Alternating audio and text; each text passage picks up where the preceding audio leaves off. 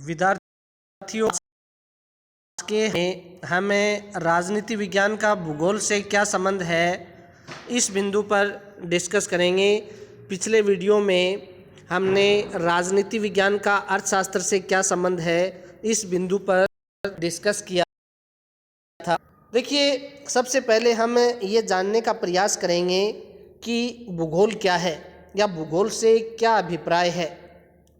भूगोल एक ऐसा विज्ञान है जिसका संबंध मुख्यतया भूमि, जलवायु, वर्षा, खनिज पदार्थ, कृषि, समुद्र, नदी, पहाड़ इनसे होता है। भूगोल उन प्राकृतिक दशाओं का वर्णन करता है जिनका मनुष्य के जीवन पर विशेष प्रभाव होता है या गहरा प्रभाव होता है। राजनीति विज्ञान और भूगोल के यदि परस्पर हम संबंधों की बात करें तो हम जानते हैं कि राज्य के निर्माणक तत्वों में से जो 4 निर्माणक तत्व हैं, जनसंख्या, निश्चित भूभाग, सरकार और संप्रभुता, उनमें एक जो महत्वपूर्ण तत्व है वो भूखंड भी है, क्योंकि भूगोल के विषय भी भूखंड या पृथ्वी, जल और वायु होते हैं। भूगोल एवं राजनीति विज्ञान परस्पर एक दूसरे से घनिष्ठ विषय हैं। अरस्तु ने सबसे पहले इस बात को प्रतिपादित किया था कि जलवायु, भूमि, समुद्री तट, पहाड़, मैदान, नदियाँ, खाड़ियाँ आदि राजनीतिक इतिहास तथा किसी भी देश की सभ्यता और संस्कृति पर अमिट छाप छोड़ती हैं। बोंदा ने भी राजनीति विज्ञान और भूगोल के संबंध में घनिष्ठता पर बल दिया है। मोंटेस्क्यू जो प्रसिद्ध राजनीतिक शास्त्री हैं, उन्होंने भी कहा है कि राजनीतिक स्वतंत्रता ठंडे देशों के लिए और दासता है वो गर्म देशों के लिए स्वाभाविक है।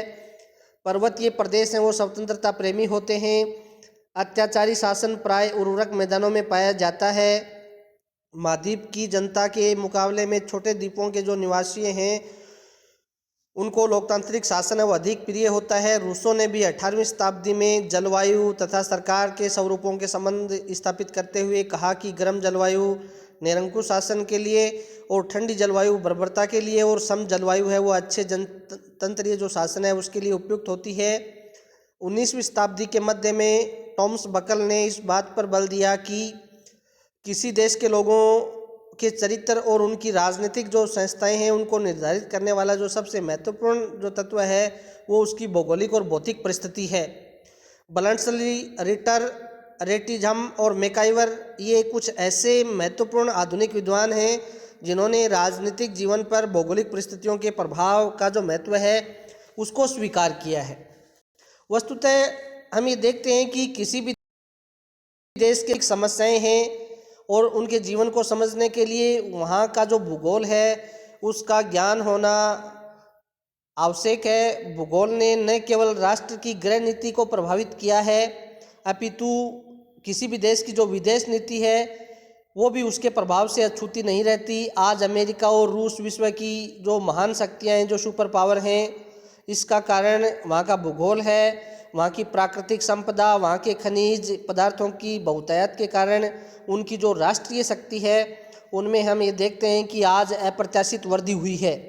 आज पश्चिमी एशिया के देश अंतर्राष्ट्रीय राजनीति के केंद्र बने हुए हैं। इसका कारण उनकी भौगोलिक स्थिति, खनिज पदार्थों की बहुलता, पेट्रोल के विशाल भंडार हैं।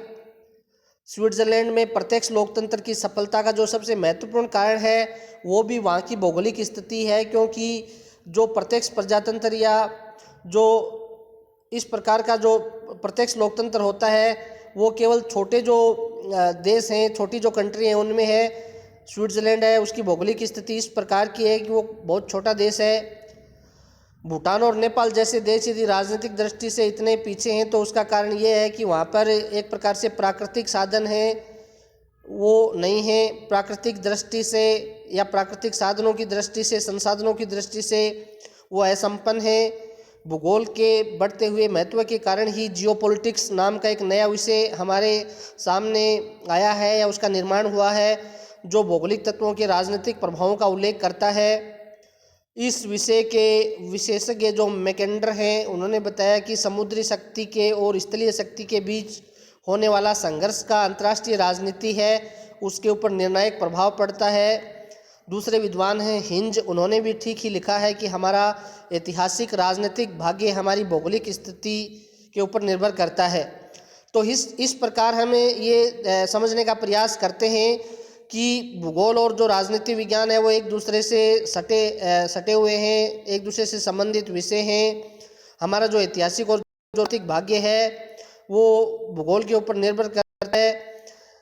यदि हमारे पास में प्राकृतिक संसाधन होंगे, खनिज होंगे,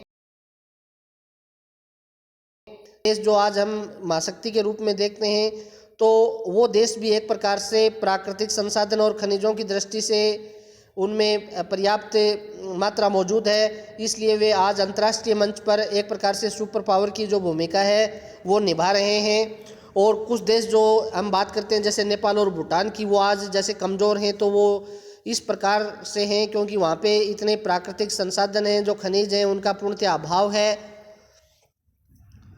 अब देखिए, ये हमने देखा कि राजनीति विज्ञान और भूगोल किस प्रकार एक दूसरे से संबंधित हैं, कौन सा विषय एक दूसरे को किस प्रकार अध्ययन सामग्री प्रदान करता है।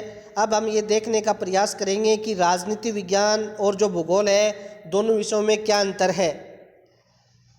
देखिए, भूगोल और राजनीति विज्ञान दोनों में परस्पर संबंधता और घनिष्ठता होते हुए भी, एक दूसरे के पूरक होते हुए भी, इन दोनों विषयों में पर्याप्त जो अंतर है वो विद्यमान है। इस अंतर को हम एक एक बिंदुओं के आधार पर स्पष्ट करने का प्रयास करेंगे।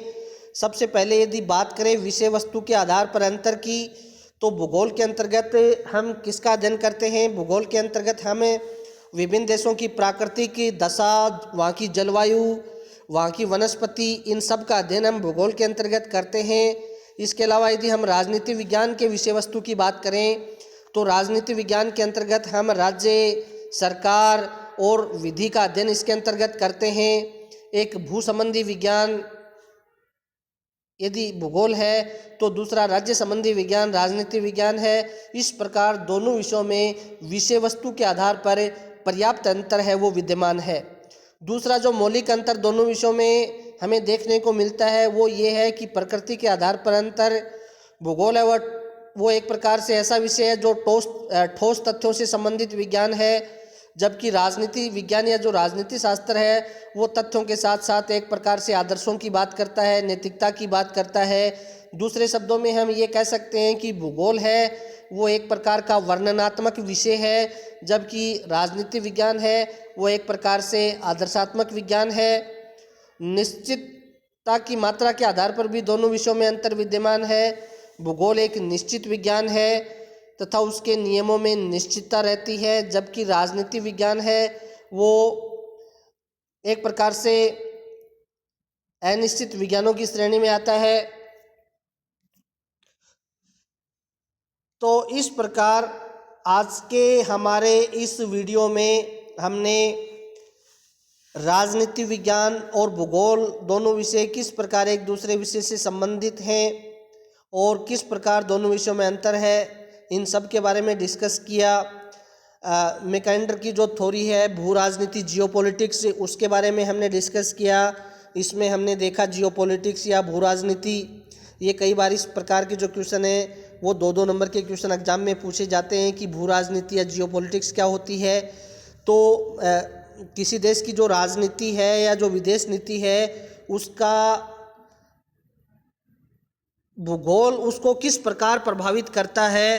तो इस प्रकार की जो हमें जो नया दृष्टिकोण देखने को मिलता है उसको हम जियोपॉलिटिक्स या भू राजनीति के नाम से जानते हैं। आगे के हमारे जो वीडियो हैं उनमें हमें राजनीति विज्ञान का मनोविज्ञान से क्या संबंध है करेंगे।